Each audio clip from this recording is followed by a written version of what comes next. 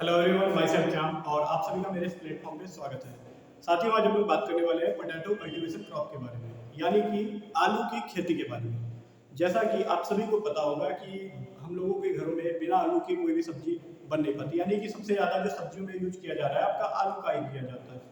Okay, तो जो आपका आलू है, तो आलू का जो आपका साइंटिफिक नेम होता है, यानी कि जो आपका वैज्ञानिक नाम होता है, वो आपका होता है सोलेनम ट्यूबरोसम। और ये जो आपका सोलेनेसी फैमिली के अंतर्गत आता है। और ये आपका एक सेल्फ पॉलिनेटेड प्लांट है, यानी कि ये आपका स्वपरागित पौधा है। तो इसका जो क्रोमोसोम संख्या होती है वो आपकी होती है 48। और ये आपका एक ऑटो टेट्राप्लाइड है। समझ में आया? यानी कि इसमें जो है आपका 2n बराबर, यानी कि इसमें आपका होगा 2n equal to 4x equal to 48। और ये आपका एक R2 टेट्रा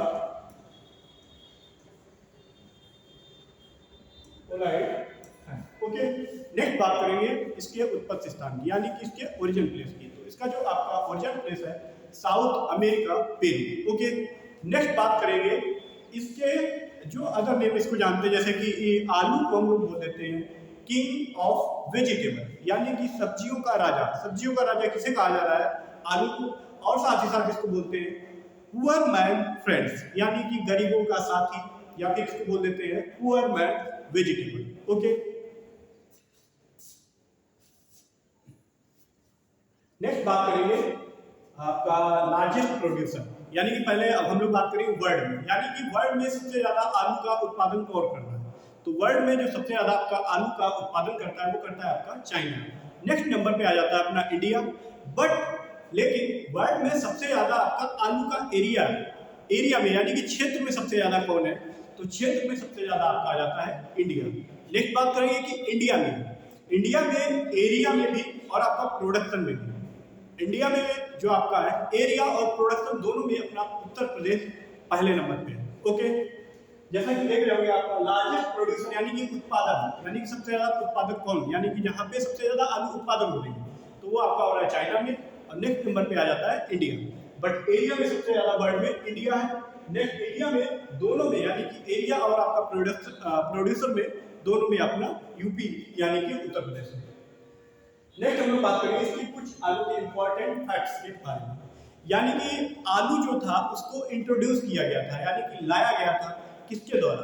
17वीं सेंचुरी में पुर्तगालियों के द्वारा इसको इंट्रोड्यूस, यानी कि भारत में लाया गया था। ओके, नेक्स्ट बात करेंगे, जैसा कि आप सभी को पता है इसको किंग ऑफ वेजिटेबल और पुअर मैन फ्रेंड कहते हैं। आलू आपका एक सेल्फ पॉलिनेटेड प्लांट है, यानी कि आलू एक आपका स्वपरागित फसल है या फिर पौधा। ओके, नेक्स्ट बात करेंगे इसके जो आपका आलू में वेजिटेटिव प्रोपोगेशन होता है, यानी कि वनस्पतिक प्रवर्धन की जो आपकी विधि है उसमें आपका ट्यूबर का यूज किया जाता है, यानी कि मॉडिफाइड स्टेम, यानी कि ट्यूबर को हम लोग बोल देते हैं मॉडिफाइड स्टेम। ओके, नेक्स्ट है सोलेनिन कंटेंट, यानी कि पहले तो हम लोग बात करते हैं सोलेनिन, यानी कि जो आपका आलू हरा हरा हो जाता है, यानी कि उसमें आपकी सोलेनिन की क्वांटिटी मात्रा ज्यादा है।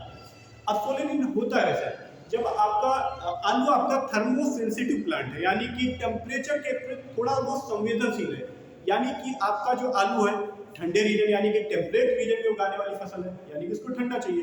बट जब आपका हायर टेम्परेचर हो जाता है, जिसके कारण जो आपका ट्यूबर होता है, अगर वहाँ पे अर्थिंग अप नहीं की गई होगी तो डायरेक्ट सनलाइट आपके ट्यूबर पे पड़ेगी। समझ में आया? जिसके कारण आपके आलू का रंग हरा हरा हो जाता है, जैसे आप लोग देखते होंगे। अगर आपके ट्यूबर में 5 mg पर 100 ग्राम सोलेनिन कंटेंट है तो कोई प्रॉब्लम नहीं। बट अगर 20 mg पर 100 ग्राम आपके सोलेनिन कंटेंट हो जाता है तो वो आपका आलू अनफिट हो जाता है, यानी कि खाने योग्य नहीं बचता है। ओके, जैसा कह रहा है solanine content 5 mg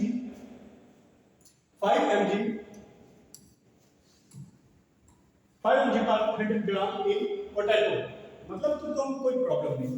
but and unfit well, यानी कि कब आपका अनफिट हो जाएगा? जब 20 mg, यानी कि जब आपका 20 mg पर 100 ग्राम हो जाएगा तब आपका आलू खाने योग्य नहीं बचेगा। ओके, नेक्स्ट बात कर रहा है पोटैटो ट्यूबर बोर्ड एंड स्टूलेट इट्स। नेक्स्ट है it is the temperate region crop, यानी कि जो आपका आलू है ठंडे रीजन की क्रॉप है, यानी कि ठंडे क्षेत्रों में पैदा की जाती है। जैसा कि आप लोग देखते होंगे इंडिया में ये आपकी एक रबी सीजन की क्रॉप है, यानी कि जब आपकी ठंडी होती है तभी आपकी ये आलू बोई जाती है। नेक्स्ट है अरोमा इज ट्यूब, जो आपकी आलू की अरोमा यानी कि खुशबू पाई जा रही है डाई मिथाइल पायराजीन के कारण होती है, यानी कि डाई मिथाइल पायराजीन के कारण आपका आलू में अरोमा पाई जाती है। ओके, नेक्स्ट फैक्ट है seed plot technique was given, यानी कि सीड प्लॉट टेक्निक को किसने दिया था? तो सीड प्लॉट टेक्निक को दिया था आपका पुष्कर नाथ जी ने। इसका याद करने का सिंपल फंडा है एसपी, यानी एस से सीड और पी का मतलब पुष्कर नाथ। ओके, सीड प्लॉट टेक्निक को मतलब लाने का क्या उद्देश्य रहा होगा? तो कुछ नहीं, केवल एक ही उद्देश्य था, वायरस फ्री ट्यूबर्स रिसीव करना, यानी कि वायरस से मुक्त अपने को ट्यूबर चाहिए थे, कंद चाहिए था, जिसके लिए सीड प्लॉट टेक्निक लाई गई थी। ओके, देखते हैं क्या है। Seed plot technique was developed for multiplication of seed tuber free from viruses in north Indian plains, यानी कि नॉर्थ इंडियन प्लेन्स में वायरस फ्री ट्यूबर लाने के लिए आपका सीड प्लॉट टेक्निक डेवलप की गई थी। ओके, नेक्स्ट क्या है ट्रू पोटैटो सीड कॉन्सेप्ट, यानी कि जो आपका ट्रू पोटैटो सीड कॉन्सेप्ट किसके द्वारा दिया गया था? तो वो आपका दिया गया था रामानुजन जी के द्वारा। ओके, अब रामानुजन जी जो आपके थे फाउंडर ऑफ CPRI, यानी कि central potato research institute, Shimla Himachal Pradesh. कब आपका स्टेबलाइज किया गया था? 1949 में, यानी कि CPRI के आपके फाउंडर थे कौन? रामानुजन जी। CPRI ये आपका स्टेबलाइज किया गया था आपका 1949 में। ओके, कहां पे है आपका? है ये हिमाचल प्रदेश में। ओके, नेक्स्ट है TPS बोटैनिकल, यानी कि TPS में जो आपका सेक्सुअल रिप्रोडक्शन किया जाता है, यानी कि सीड का प्रोडक्शन किया जाता है, सीड के थ्रू आपका मतलब ट्यूबर तैयार होता है। ओके, क्या है TPS botanical seed produce through the sexual reproduction, यानी कि जो ट्रू पोटैटो सीड है उसमें आपका सेक्सुअल रिप्रोडक्शन के द्वारा आपका सीड प्रोड्यूस किया जा रहा है। ओके, नेक्स्ट बात करेंगे बोटैनिकल डिस्क्रिप्शन के बारे में। क्या है पेरिनियल प्लांट्स, जो आपका एक आलू है वो आपका एक बहुवर्षीय पौधा है, बट इसको हम लोग कैसे यूज करें, कैसे ट्रीट करते हैं इसको? हम लोग इसको as a annual plant treat करते हैं। ओके, समझ में आया होगा। नेक्स्ट है प्रोपोगेशन बाय ट्यूबर, यानी कि जो आपका आलू का कंद होता है उसको हम लोग बोलते हैं ट्यूबर, या फिर बोल देते हैं क्या मॉडिफाइड स्टेम। ओके, तो किसके द्वारा इसका प्रवर्धन किया जाता है? यानी कि कंद ही तो काटा जाता है, काट के अगर बड़ा हुआ ट्यूबर तो उसको काट देते हैं, यानी कि 3 या 4 आंखें होनी चाहिए, बर्ड्स होने चाहिए, तो काटते हैं। तो प्रोपोगेशन किसके द्वारा किया जा रहा है? ट्यूबर के द्वारा आपका किया जा रहा है। नेक्स्ट क्या कह रहा है an enlargement underground stem produce, या फिर इसको जो आपका अंदर रहता है enlargement stem produce on the end of stolon not on the root properly, यानी कि रूट से नहीं किया जा रहा है, स्टोलन से किया जा रहा है। ओके, नेक्स्ट है जनरली अर्थिंग अप, यानी कि मिट्टी चढ़ाई जाती है, यानी कि मिट्टी चढ़ाने की प्रोसेस आपकी कब स्टार्ट होती है? जो आपका प्लेन एरिया यानी कि इधर साइड होता है समथिंग ये 35 से 40 दिन में मतलब प्रोसेस शुरू हो जाती है, बट हिली एरिया में समथिंग 40 से 45 डेज बाद ये आपका प्रोसेस स्टार्ट होती है। ओके, नेक्स्ट बात करेंगे C3, यानी कि जो आपका आलू है, पहली बात तो C3 प्लांट है। फिर जो आपका आलू है शॉर्ट डे प्लांट किसके लिए? Short day plant for tuberisation के लिए, यानी कि जब आपके पौधे में कंद बन रहे होंगे, यानी कि जब आपके आलू में कंद डेवलप हो रहे होंगे तो वो कैसा प्लांट ट्रीट करेगा, मतलब वर्क करेगा एज अ शॉर्ट डे उसको चाहिए। शॉर्ट डे यानी कि कम समय तक उसको लाइट चाहिए, बट जब उसमें फ्लावरिंग हो रही होगी पॉइंट ऑफ व्यू तब वो कैसा चाहिए उसे?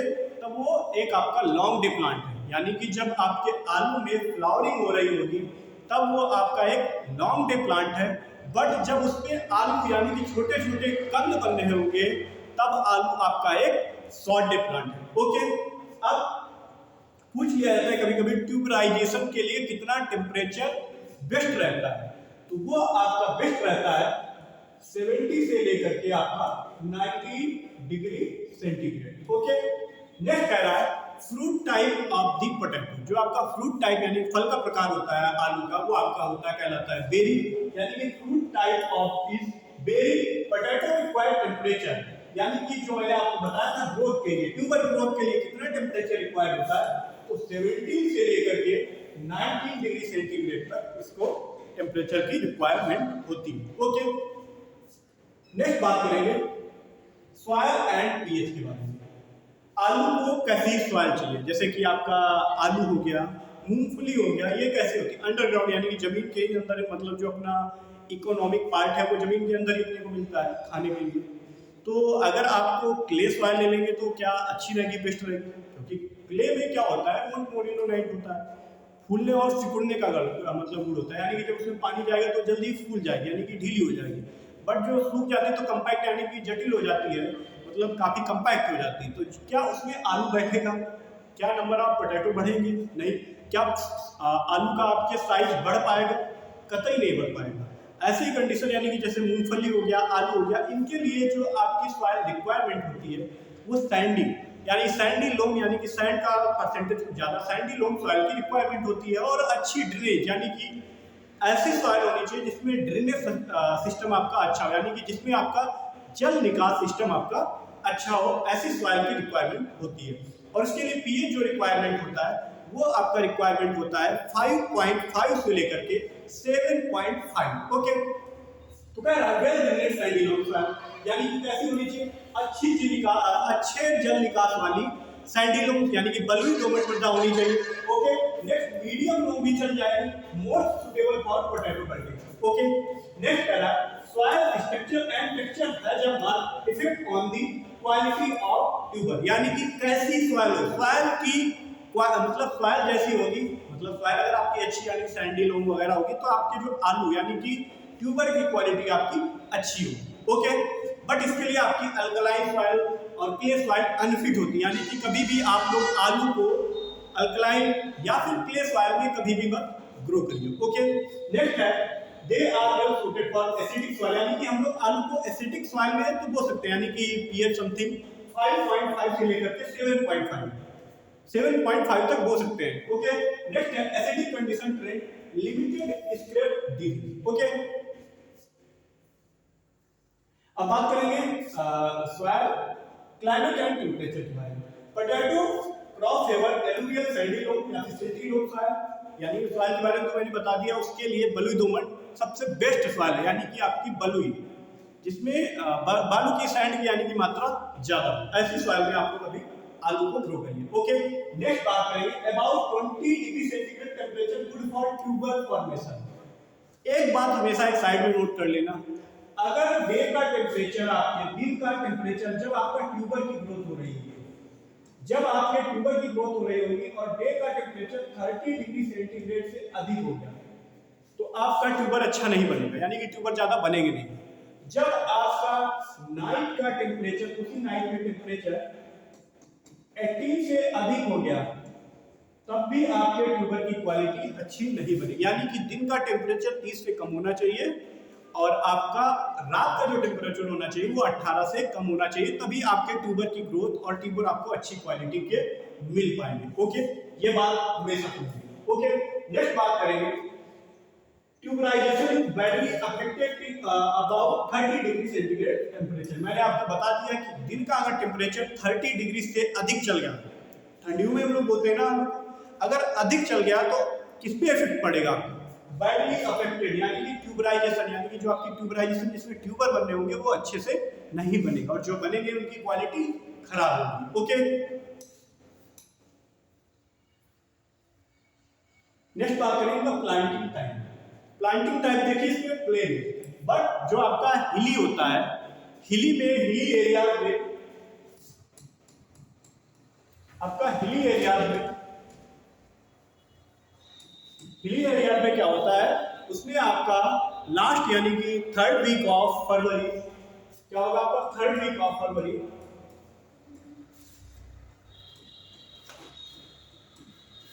और आपका 2nd वीक ऑफ मार्च तक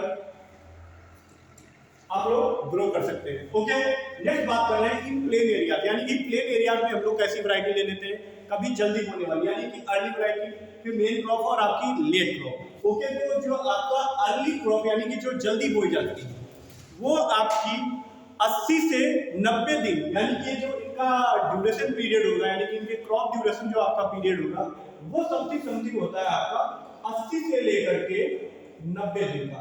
ओके, 80 से लेकर के 90 दिन अपना क्रॉप ग्रोथ पीरियड यानी कि कंप्लीट कर लेती है, अर्ली क्रॉप अगेती। ओके, नेक्स्ट आ जाती है आपकी medium main crop. Main crop जो होती है आपकी 90 से लेकर के 110 दिन 110 डेज में कंप्लीट करती है। और जो लेट होती है, लेट वाली 110 दिन से मोर देन 110 दिन। ओके, इतना याद रखना। अब ये बोई कब जाती है, यानी इनका सोने या सोइंग टाइम कितना होता है, कब बोई जाती है। तो जो आपकी अर्ली क्रॉप होती है वो आपकी 3rd week of September to 1st week of the October तक बो दी जाती है। यानी कि 3rd वीक ऑफ सितंबर, यानी कि सितंबर के तीसरे सप्ताह से लेकर के 1st वीक ऑफ अक्टूबर तक बो दी जाती है। ओके, नेक्स्ट जो आपकी मेन क्रॉप बोई जाती है आलू की, वो आपकी 1st वीक ऑफ अक्टूबर, यानी कि आलू की बुआई इस समय चल रही है। इस समय क्या, इससे मतलब 15-20 दिन पहले से स्टार्ट हो चुकी होगी। जहां मतलब जो हम लोग हैं इस समय किस टाइम पे, अक्टूबर में। अक्टूबर में आज कितनी हो गई, कितनी डेट हो गई, 17 18 है। तो इस समय मतलब सोइंग हो चुकी होगी, मतलब हो रही होगी। क्या करें, 1st week of October to 3rd week of October तक आपकी मेन क्रॉप की सोइंग चलती है, जो आपकी मेन क्रॉप लगाई जा रही है। ओके, नेक्स्ट है लेट क्रॉप। लेट क्रॉप जो आपकी बोई जाएगी 3rd week of October to 1st week of November तक आपकी बो दी जाती है। यानी कि इसको आप लोगों ने गांव में कहते हुए सुना होगा कच्ची आलू की फसल, कच्ची फसल लेना है। ओके, नेक्स्ट बात करेंगे सिलेक्शन ऑफ ट्यूबर, यानी कि ट्यूबर का कैसा सिलेक्शन होना चाहिए। पहली बात तो एक चीज आप लोग समझ लीजिए, क्योंकि जो आपका वायरस ट्रांसमिशन होता है आलू में, जो आपका वायरस ट्रांसमिशन होता है वो किसके द्वारा होता है, एफिड के द्वारा। एफिड यानी कि माहू के द्वारा। और वायरस कभी भी सीड के द्वारा ट्रांसफर नहीं होता है। वायरस कभी भी आपका सीड के द्वारा ट्रांसफर जिंदगी में नहीं होगा। वायरस हमेशा आपका ट्यूबर के द्वारा ट्रांसफर होता है। इसीलिए सीड प्लॉट टेक्निक लाई गई थी, यानी कि वायरस फ्री प्लांट अपने को चाहिए थे, वायरस फ्री ट्यूबर चाहिए थे अपने को, इसीलिए आपका सीड प्लॉट टेक्निक लाई गई थी। ओके, और सीड प्लॉट टेक्निक लाया कौन था, पुष्कर नाथ जी लाए थे। ओके, अब इसमें क्या करें, ट्यूबर शुड बी प्योर, यानी कि शुद्ध होने चाहिए, स्वच्छ होने चाहिए। Tuber should be pure, viable होने चाहिए, यानी कि उगने योग्य, यानी कि जर्मिनेट कर जाए, जर्मिनेट होने योग्य होना चाहिए। साथ ही साथ रियरली स्प्राउटेड, यानी कि जिसके आंखें निकली हो, किले निकल रहे हो, यानी कि जो उसमें मतलब आंखें निकलती, बर्ड्स निकली हो। ओके, नेक्स्ट है tuber sowing surface should be brown, यानी कि हम लोग काटते हैं तो सरफेस जैसी कैसी होनी चाहिए आपकी आलू की, ब्राउन होनी चाहिए। नेक्स्ट क्या है, ट्यूबर का जो आपका डायामीटर होना चाहिए। ट्यूबर का डायामीटर जो आपका होना चाहिए 2.5 से लेकर के 3 सेंटीमीटर, या फिर 25 से लेकर के 30 मिलीमीटर इसका डायामीटर होना चाहिए। और उस ट्यूबर का जो आप बो रहे हैं, आइडियल ट्यूबर का जो आपका वेट होता है यानी कि वजन होता है, वो आपका होता है 25 से लेकर के 30 ग्राम तक। यानी कि जो आपका ट्यूबर का आइडियल वेट होना चाहिए वो होना चाहिए 25 से लेकर के 30 ग्राम। नेक्स्ट कह रहा कि दिक्कत आप tuber must have lead 3 birds, यानी कि जिस ट्यूबर को आप लोग कट कर रहे हो, काट रहे हो, उसमें मैक्सिमम आप मिनिमम 3 तो बर्ड होनी चाहिए, 3 आंखें जरूर होनी चाहिए। क्या कह रहा है, treated of with percent thiourea, यानी कि अधिकतर जो आप लोगों ने सुना होगा थायोयूरिया का यूज हम लोग डोरमेंसी ब्रेक करने के लिए करते हैं। आलू की डोरमेंसी को ब्रेक करने के लिए हम लोग थायोयूरिया का यूज करते हैं। Thiourea plus 1 ppm gibberellic acid for 1 hour breaking the tuber dormancy, यानी कि ट्यूबर की डोरमेंसी को तोड़ने के लिए हम लोग thiourea plus 1 ppm gibberellic acid का यूज कर रहे हैं। ओके, अब बात करेंगे सीड रेट, यानी कि सीड रेट कितना आपको रिक्वायरमेंट होगा। तो साइज के अकॉर्डिंग डिफरेंट टाइप का आपका मतलब डिफरेंट क्वांटिटी में आपका सीड रेट पड़ेगा। अगर आपका सीड का साइज लार्ज होगा तो आपका पड़ेगा 25 से लेकर के 30 क्विंटल पर हेक्टेयर। अगर स्मॉल साइज है तो आपका 10 से लेकर के 15 क्विंटल, और मीडियम साइज है तो आपका पड़ेगा 15 से लेकर के 20 क्विंटल पर हेक्टेयर। और आपका टीपीएस जो आपका ट्रू पोटैटो सीड है, जिसको रामानुजन जी के द्वारा मतलब इसका कॉन्सेप्ट डेवलप किया गया था, इसमें आपका 100 से लेकर के 120 ग्राम पड़ता है। ओके, एक और चीज याद रखना कि जो आपका आलू की क्रॉप है, आलू की क्रॉप में जो आपकी मेन लागत लगती है वो आपकी सीड की लग जाती है। मतलब टोटल लागत में से टोटल लागत में से जो आपका सीड का मतलब लागत होती है वो आपकी समथिंग 40 से लेकर के 45% यानी कि सीड की ही लागत लग जाती है। समझ में आया? ओके। नेक्स्ट है size, spacing and seed rate, यानी कि साइज यानी कि फिर उसके अकॉर्डिंग स्पेसिंग रखी जाएगी, फिर आपका सीड रेट यानी कि जो आपका अगर आलू 2.5 से लेकर के 3 सेंटीमीटर का है तो उसकी स्पेसिंग रहेगी 45 × 45 और उसमें सीड रेट आपका लगेगा 10 क्विंटल पर हेक्टेयर।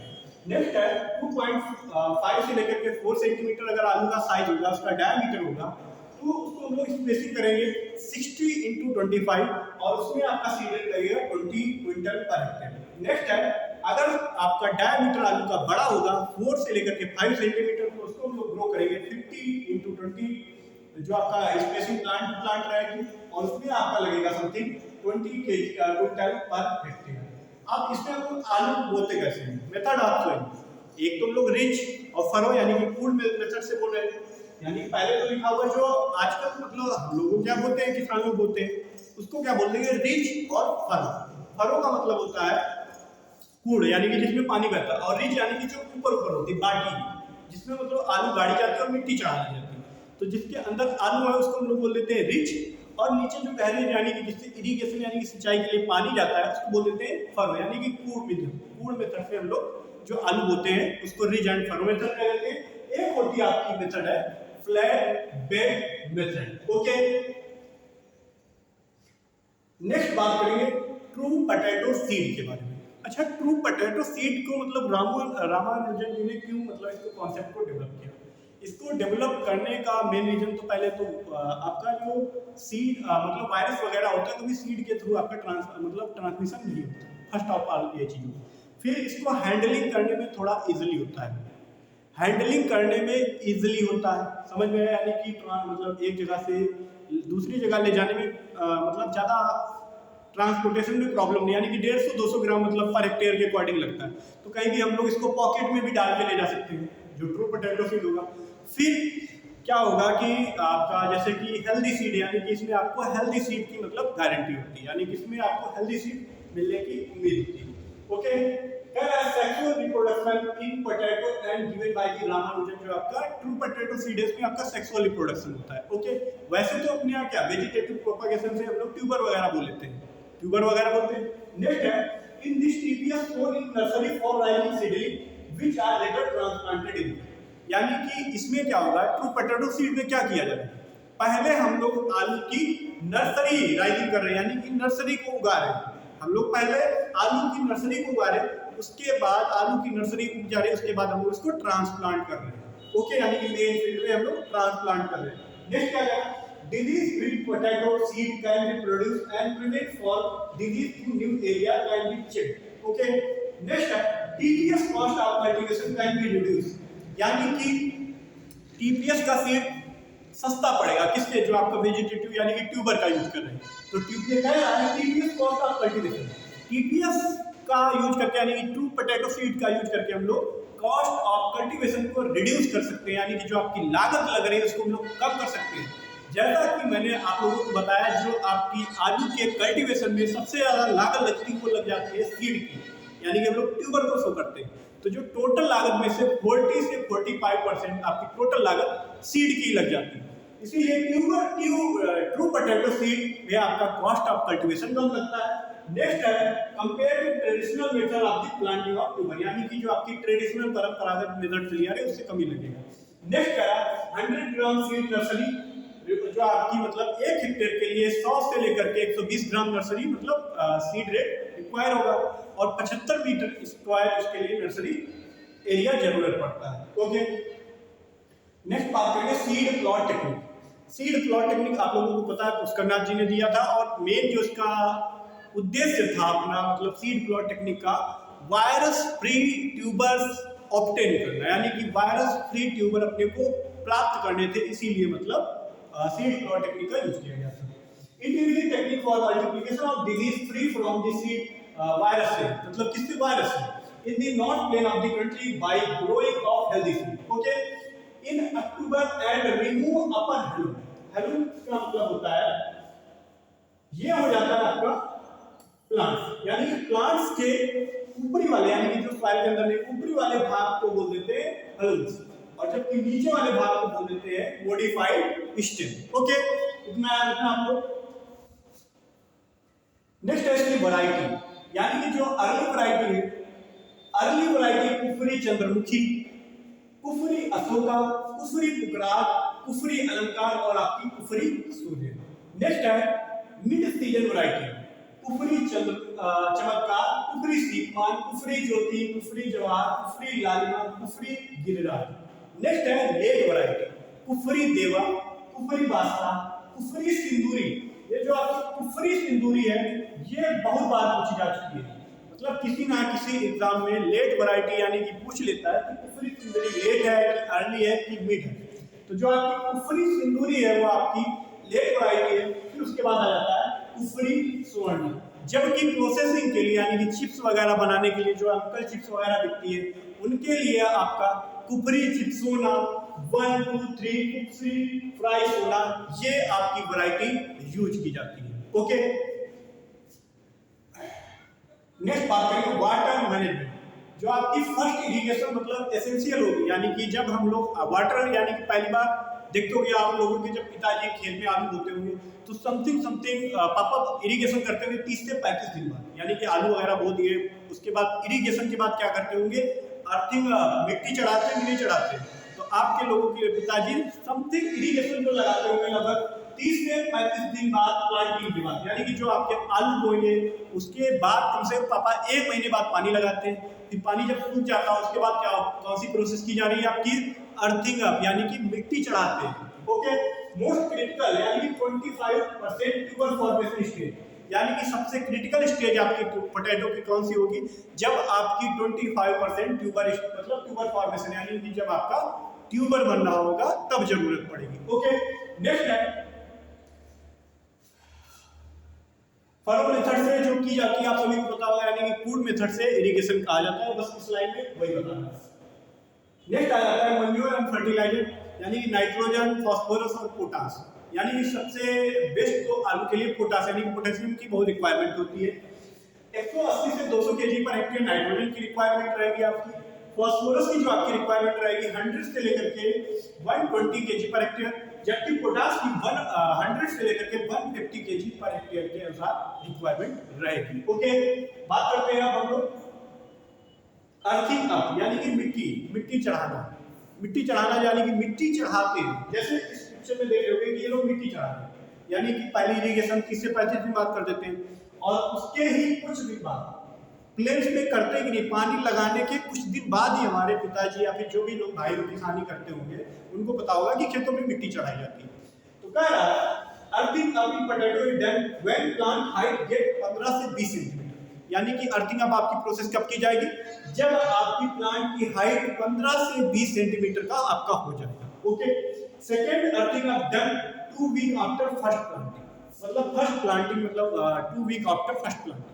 नेक्स्ट है इन प्लेन एरियाज, यानी कि प्लेन एरियाज में अर्थिंग अप कब करेंगे, 30 से लेकर के 45 डेज आफ्टर सोइंग, यानी कि 30 से लेकर के 45 दिन बाद, मतलब बोने के 30 से 45 दिन बाद करेंगे, जबकि हिली एरिया में कब करेंगे 40 से लेकर के 45 दिन बाद बोने के। ओके, नेक्स्ट है डीह्यूमिंग। डीह्यूमिंग आप लोगों ने प्रोसेस देखी होगी, यानी कि जब आपके पापा को आलू खोदने का, यानी कि आलू खोदने के 10 दिन पहले ऊपर का जो हरा हरा होता है हल्यूम्स होता है उसको हटा देते, काट देते, यानी कि जो हरा वाला होता है ऊपर वाला जो मिट्टी के ऊपर वाला जो भी भाग होता है उसको काट देते, जैसे कि इसमें देख रहे होगे जिसमें क्या हो गया है कि डीह्यूमिंग कर दी गई, यानी कि इसके ऊपर का जो भी हरा वाला पार्ट था, यानी कि जो भी आपका स्टेम वगैरह था, लीफ वगैरह थी, उनको हटा दिया, क्योंकि उससे क्या होता है कि 10 दिन बाद खोदेंगे तब तक ट्यूबर की क्वालिटी आपकी इंप्रूवमेंट हो जाती है, यानी कि ट्यूबर आपका अच्छी क्वालिटी का मुझे प्राप्त होगा, इसी के लिए आपका डीह्यूमिंग प्रोसेस की जाती है। अगर किसान लोग नहीं भी काटते हैं तो इसमें आपका एक केमिकल का स्प्रे कर दिया जाता है, कॉपर सल्फेट का यूज करके डीह्यूमिंग की प्रोसेस कर दी जाती है। जैसा इसमें कह रहा है harvesting done with haulms start gathering and falling on the ground, यानी कि हार्वेस्टिंग से पहले जो आपका हल्यूम्स होता है वो पीला पीला होकर के मतलब उसी पे गिर जाता है, तो उसको काट देते हैं। डीह्यूमिंग इन डन 10 से 12 डेज बिफोर हार्वेस्टिंग, यानी कि खुदाई जब आलू हम लोग हार्वेस्ट करेंगे या फिर खुदाई करेंगे, मतलब आलू निकालेंगे बूलों से, तो 10 से 12 दिन पहले उसके मतलब ऊपर के सब हटा देते हैं, कचरे को हटा देंगे, जिससे आपका क्या होगा, जो भी सॉइल मतलब रूट न्यूट्रिएंट्स वगैरह लेंगे तो वो केवल ट्यूबर को ही देंगे, यानी कि ट्यूबर की क्वालिटी इंप्रूव होगी। ओके, नेक्स्ट है copper sulphate is used for dehaulming for potato, यानी कि आपका केमिकल है कॉपर सल्फेट जिसका हम लोग यूज कर रहे हैं डिह्यूमिंग फॉर पोटैटो। नेक्स्ट है potato is very intercrop with sugar cane, यानी कि पोटैटो आपकी जो है, पोटैटो को हम लोग शुगर केन के साथ भी आपका इंटरक्रॉप कर सकते हैं। ओके, नेक्स्ट बात करेंगे फिजियोलॉजिकल डिसऑर्डर पोटैटो, यानी कि इसमें आपका इंटरनल ब्राउन स्पॉट, यानी कि जो आपके आलू में इंटरनल ब्राउन स्पॉट यानी कि भूरा रंग का आपको दिखाई पड़ता होगा, वो आपका अधिकतर लाइट सॉइल के कारण होता है, यानी कि हल्की मृदाओं में अधिकतर ये आपको देखने को मिलेगा। नेक्स्ट है ब्लैक हर्ट, ब्लैक हर्ट या फिर आपका ऑक्सीजन की डिफिशियंसी से या फिर हाई टेम्परेचर, यानी कि कभी कभी आपका जब टेम्परेचर ज़्यादा हो जाता है और ऑक्सीजन की डिफिशियंसी हो जाती है, उसके कारण आपके आलू में ब्लैक हर्ट नामक मतलब एक डिफिशियंसी हो जाती है। नेक्स्ट है होलो हर्ट, होलो हर्ट किसके कारण हो रहा है, cavity in centre of tubers और एक्सेस फर्टिलाइजर, जब हम खेत में अधिक मतलब प्लांट्स को जितना रिक्वायरमेंट है उससे ज़्यादा फर्टिलाइजर का छिड़काव कर देते हैं, डाल देते हैं, उसके कारण आपका होलो हर्ट हो जाता है। नेक्स्ट है चिलिंग इंजरी, जब हम लोग आलू को स्टोरेज करते हैं 0 डिग्री सेंटीग्रेड में, तब आपका चिलिंग इंजरी हो जाता है। फ्रीजिंग इंजरी कब होता है, टेम्परेचर बिलो, फ्रीजिंग का मतलब फ्रीज हो जाता है, जम जाता है। फ्रीजिंग इंजरी कब हो रहा है, टेम्परेचर बिलो लेस देन मतलब -1 डिग्री सेंटीग्रेड से -2 डिग्री सेंटीग्रेड। ओके, अब बात करेंगे मेजर डिजीज के बारे में। जो इसकी मेजर डिजीज है लेट ब्लाइट, आप सभी को पता होगा कि आपका जो लेट ब्लाइट ऑफ पोटैटो, इसका जो पैथोजन का नाम होता है वो होता है फाइटोप्थोरा इन्फेस्टोन, यानी कि फाइटोप्थोरा इन्फेस्टोन के द्वारा आपका लेट ब्लाइट हो जाता है। और इस डिजीज की वजह से एक बहुत खतरनाक भयानक बीमारी आई थी आपके आयरलैंड, जिसको हम लोग बोल देते हैं आयरिश फेमाइन। आई थी कि नहीं आई? तो वो जो आपकी आयरिश फेमाइन आई थी वो आपकी आई थी 1845 से लेकर के 1849। इसमें समथिंग 1.5 मिलियन लोग मर गए थे। ओके, नेक्स्ट है अर्ली ब्लाइट। अर्ली ब्लाइट में आपका जो पैथोजन का नाम है अल्टरनेरिया सोलाई। नेक्स्ट है ब्लैक स्क्रब, ब्लैक स्क्रब के पैथोजन का नाम है राइजोप्टोरा सोलिनाई। नेक्स्ट है आपका वार्ड डिजीज सिंक्राइटियम इंडोबाइटिकम, ये आपका वार्ड डिजीज के पैथोजन का नाम है। नेक्स्ट हम लोग बात करेंगे हार्वेस्टिंग ऑफ यील्ड, यानी कि इसकी हार्वेस्टिंग।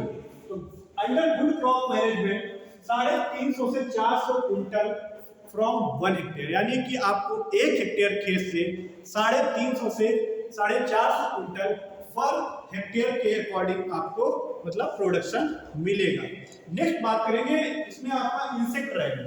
तो इंसेक्ट आपका है जिसमें ट्यूबर मॉथ लग जाता है। ओके, नेक्स्ट आपका एफिड लग जाता है, एक निमेटोड यानी कि रूट नॉट निमेटोड लग जाता है, यानी कि इसमें आपका कटवर्म भी लगता है, निमेटोड भी लगता है, एफिड भी लगता है और आपका लगता है आपका इसमें ट्यूबर मॉथ, यानी कि ये 4 प्रकार के आपके इंसेक्ट आपके आलू के फील्ड में नुकसान पहुंचाते हैं। ओके, तो आज की जो अपनी क्लास है साथियों यही पे खत्म होती है। मिलते हैं आप लोगों से नेक्स्ट क्लास में। जय हिंद, जय भारत। आशा है आप लोगों को अगर ये क्लास अच्छी लगी होगी तो कृपया चैनल को लाइक एंड सब्सक्राइब करिए। धन्यवाद।